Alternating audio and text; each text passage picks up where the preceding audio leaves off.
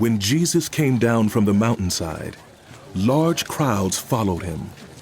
A man with leprosy came and knelt before him and said, "Lord, if you are willing, you can make me clean." Jesus reached out his hand and touched the man. "I am willing. Be clean." Immediately he was cleansed of his leprosy. Then Jesus said to him, "See that you don't tell anyone, but go, show yourself to the priest and offer the gift Moses commanded as a testimony to them." When Jesus had entered Capernaum, a centurion came to him asking for help. "Lord," he said, "my servant lies at home paralyzed, suffering terribly." Jesus said to him, "Shall I come and heal him?" The centurion replied, "Lord, I do not deserve to have you come under my roof, but just say the word and my servant will be healed. For I myself am a man under authority, with soldiers under me. I tell this one, go, and he goes, and that one, come, and he comes. I say to my servant, do this, and he does it." When Jesus heard this, he was amazed and said to those following him, "Truly, I tell you, I have not found anyone in Israel with such great faith.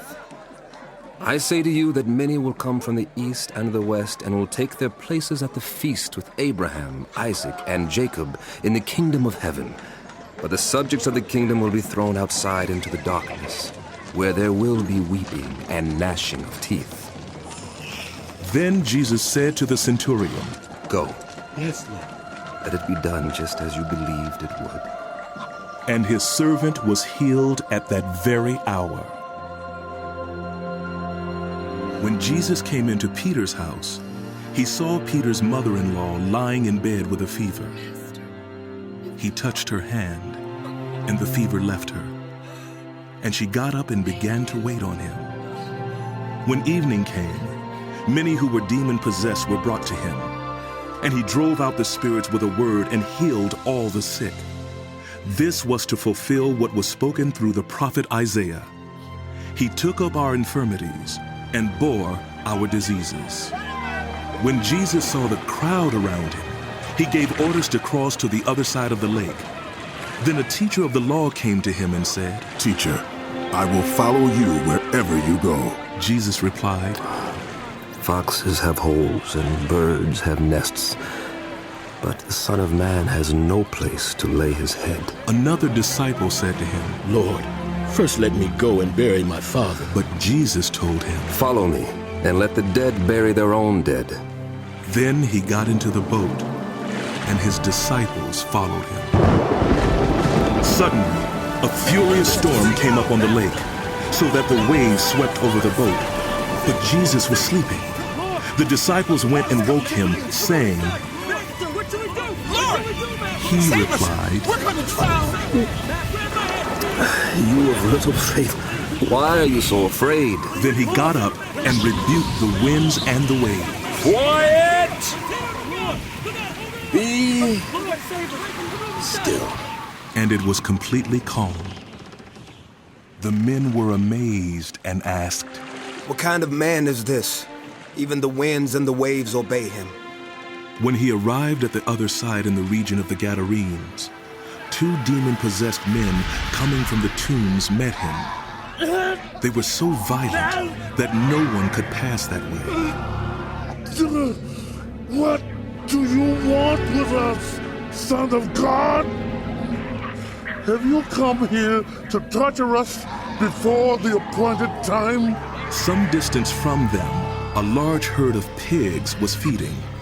The demons begged Jesus, "If you drive us out, send us into the herd of pigs." He said to them, "Go!" So they came out and went into the pigs.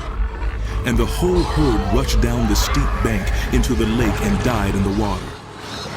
Those tending the pigs ran off, went into the town and reported all this, including what had happened to the demon-possessed men. Then the whole town went out to meet Jesus. And when they saw him, they pleaded with him to leave their region. Jesus stepped into a boat, crossed over, and came to his own town. Some men brought to him a paralyzed man lying on a mat. When Jesus saw their faith, he said to the man, Take heart, son. Your sins are forgiven. Yes, Master. At this, some of the teachers of the law said to themselves, This fellow is blaspheming. Knowing their thoughts, Jesus said, Why do you entertain evil thoughts in your hearts? Which is easier, to say, Your sins are forgiven, or to say, Get up and walk? But I want you to know that the Son of Man has authority on earth to forgive sins. So he said to the paralyzed man, Get up, Yes, Master. take your mat, and go home. Then the man got up and went home. When the crowd saw this, they were filled with awe, and they praised God who had given such authority to human beings. As Jesus went on from there, he saw a man named Matthew sitting at the tax collector's booth. Follow me, He told him, and Matthew got up and followed him. While Jesus was having dinner at Matthew's house, many tax collectors and sinners came and ate with him and his disciples. When the Pharisees saw this, they asked his disciples, Why does your teacher eat with tax collectors and sinners? On hearing this, Jesus said, It is not the healthy who need a doctor, but the sick. But go and learn what this means. I desire mercy, not sacrifice. For I have not come to call the righteous, but sinners. Then John's disciples came and asked him, How is it that we and the Pharisees fast often, but your disciples do not fast? Jesus answered, How can the guests of a bridegroom mourn while he is with them? The time will come when the bridegroom will be taken from them, then they will fast. No one sews a patch of unshrunk cloth on an old garment, for the patch will pull away from the garment, making the tear worse. Neither do people pour new wine into old wineskins. If they do, the skins will burst. The wine will run out and the wineskins will be ruined. No, they pour new wine into new wineskins, and both are preserved. While he was saying this, a synagogue leader came and knelt before him and said, My daughter has just died, but come and put your hand on her, and she will live. Jesus got up and went with him, and so did his disciples. Just then, a woman who had been subject to bleeding for 12 years came up behind him and touched the edge of his cloak. She said to herself, If I only touch his cloak, I will be healed. Jesus turned and saw her. Take heart, daughter, He said, your faith has healed you. and the woman was healed from that moment.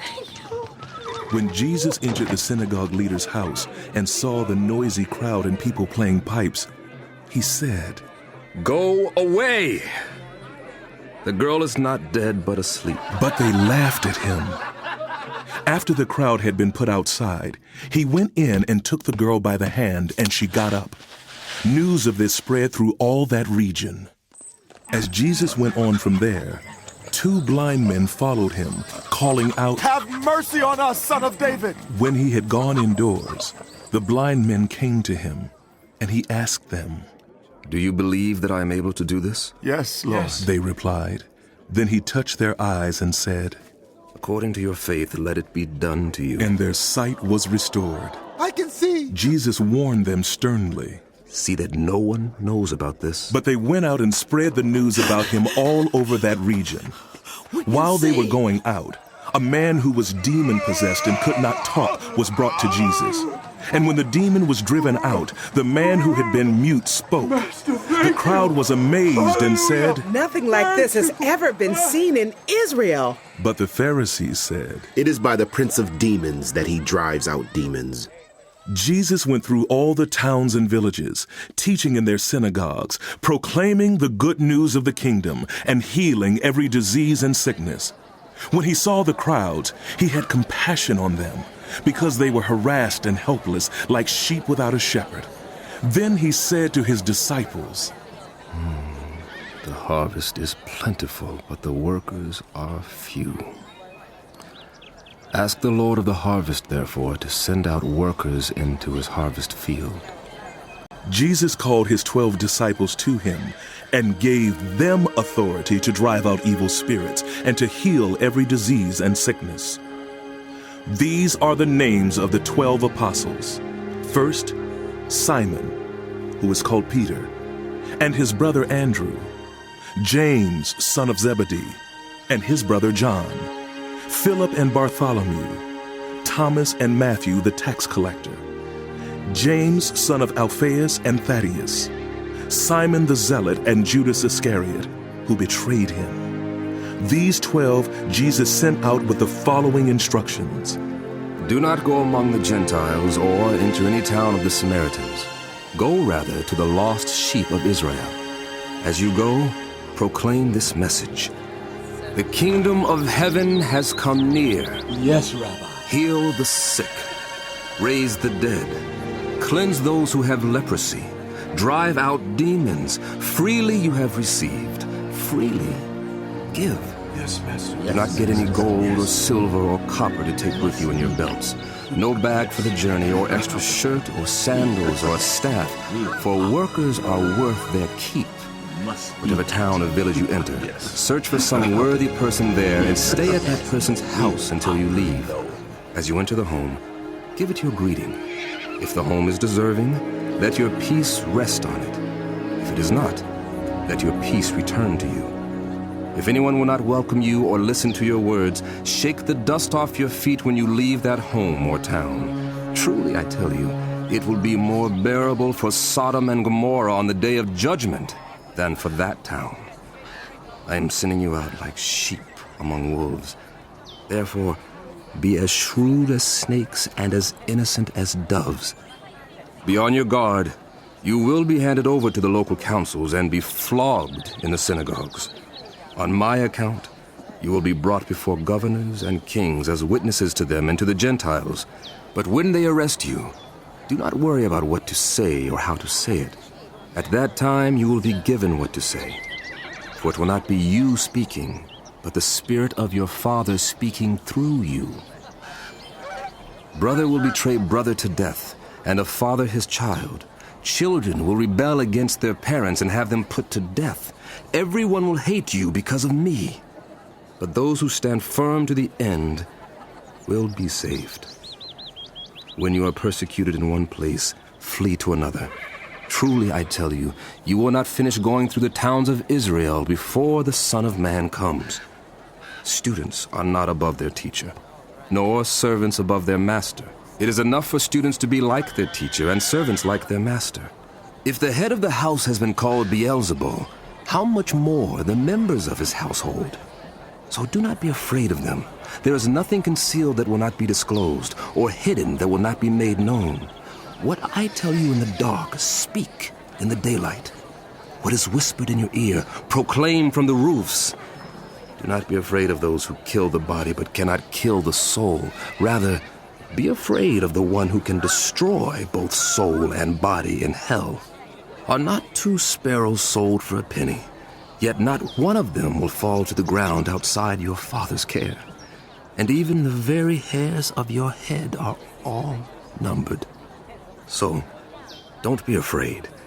You are worth more than many sparrows. Whoever publicly acknowledges me, I will also acknowledge before my Father in heaven. But whoever publicly disowns me, I will disown before my Father in heaven. Do not suppose that I have come to bring peace to the earth. I did not come to bring peace, but a sword. For I have come to turn a man against his father, a daughter against her mother, a daughter-in-law against her mother-in-law. Your enemies will be the members of your own household. Anyone who loves their father or mother more than me is not worthy of me. Anyone who loves a son or daughter more than me is not worthy of me. Whoever does not take up their cross and follow me is not worthy of me. Whoever finds their life will lose it, and whoever loses their life for my sake will find it. Anyone who welcomes you welcomes me, and anyone who welcomes me welcomes the one who sent me.